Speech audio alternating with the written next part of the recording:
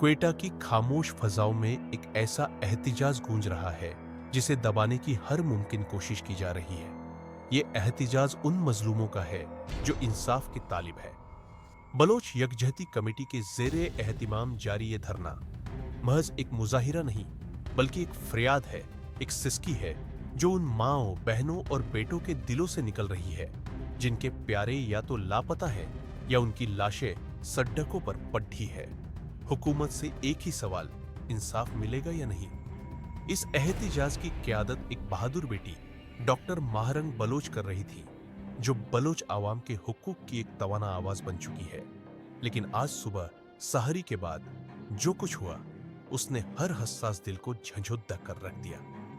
Police ने मुजाहिरीन पर अचानक हमला कर दिया, लाठी चार्ज किया गया, खावातीन और बच्चों तक को नहीं बख्शा गया और डॉक्टर माहरंग बलोच को गिरफ्तार कर लिया गया।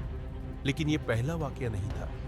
इससे पहले भी रियासती जाबिर की एक नई तारीख रकम की जा चुकी थी। कुछ दिन पहले पुलिस की फायरिंग से 3 निहत्ते अफराद शहीद हो गए थे और 13 से जायद जख्मी हुए थे। सवाल यह है कि क्या अपने प्यारे के लिए इंसाफ मांगना अब इतना बड़ा जुर्म बन चुका है कि इसकी कीमत जान से चुकानी पड़ती है।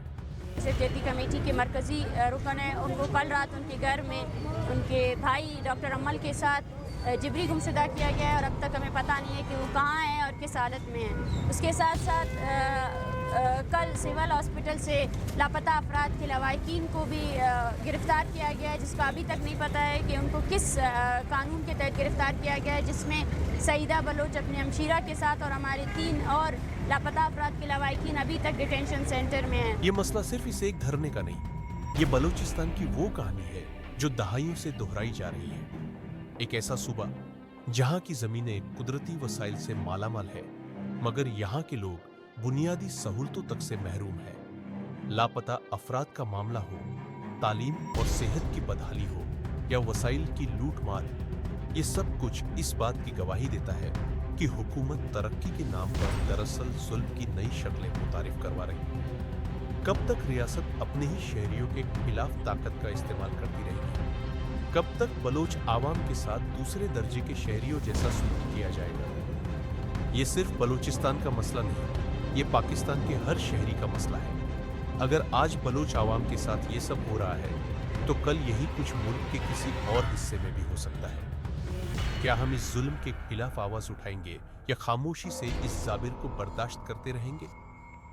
हुकूमत की जिम्मेदारी है कि वो अपने शहरियों को तहफ़्फ़ुज़ फराहम करे, उनके हुकूक की हिफाजत करे और उन्हें उनके बुनियादी हुकूक से महरूम न करे।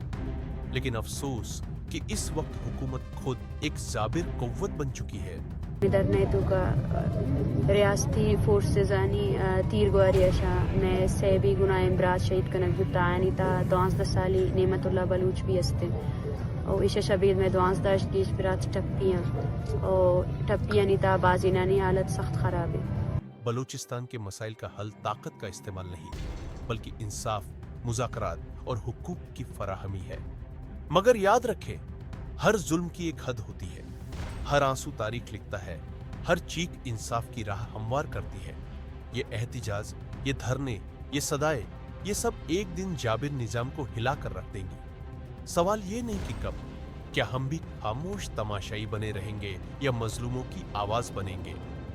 वीडियो को शेयर करें ताकि ये पैगाम हर उस कान तक पहुंचे जो सुनने की सलाहियत रखता है।